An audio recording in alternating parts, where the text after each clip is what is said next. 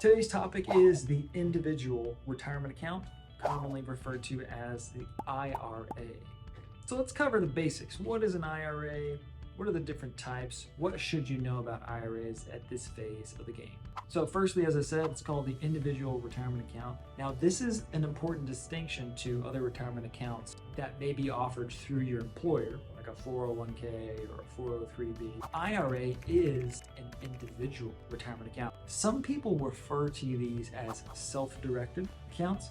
The distinction being, hey, you're kind of on your own. All right, so this is your account particular to you and not associated with the employer or any other kind of group. So there's a couple of things that go with that. So number one, you're not going to get any kind of employer matching like you might in your 401k because, of course, there's no employer in the picture. It's an individual account. The other is as far as investment options go, good news, bad news, you're not restricted in any way to, say, a finite menu of options to choose from.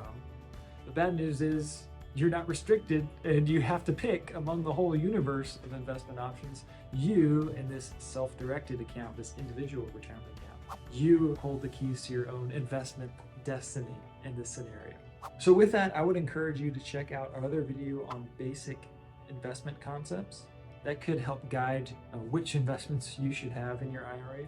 But the other piece of it is there are different types of IRAs, right? So there are traditional IRAs, there are Roth IRAs. Now, traditional and Roth is a concept you're also probably familiar with. We have another video kind of breaking that down for you. But just know you could possibly have a traditional IRA, you could possibly have a Roth IRA. I should say, as with any kind of a tax-advantaged retirement account, there are some eligibility requirements. There are some, strings attached, so to speak. Income levels could dictate which types of IRAs you could be eligible to contribute to. So should you have an IRA? Well, so probably the first priority in terms of where you should be saving typically is going to be in your employer-sponsored retirement account, so your 401k. If you have access to that, that is likely the best place to save. There's higher contribution limits, there's matching, there's all that. Now, some people will have an IRA in addition to the 401k. Again, check your eligibility rules as far as if you can do that based on your income. But some people don't have a 401k. They don't have an employer-sponsored retirement plan. And so really the IRA is kind of the only option they have to save for retirement on a tax advantage basis. So if that's you, if you don't have a 401k or you work somewhere where they don't offer one, you should look at opening an IRA. Again, in our other videos, we cover investing basics, Roth versus traditional, but just in general, know that it's a great place to save for retirement, especially if you don't have access to a 401k.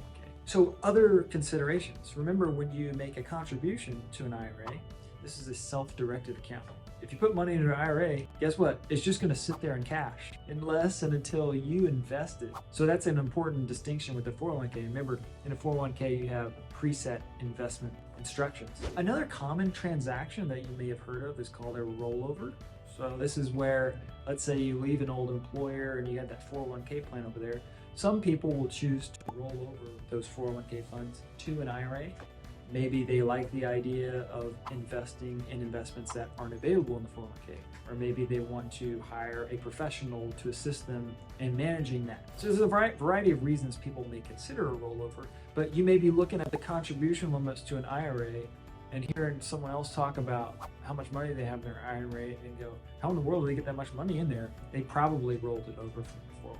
So another thing about IRAs you should know. I want to encourage you at this point, go check out our other video in which we compare 401k plans to IRAs. That may help you get a better sense of which one makes most sense for you.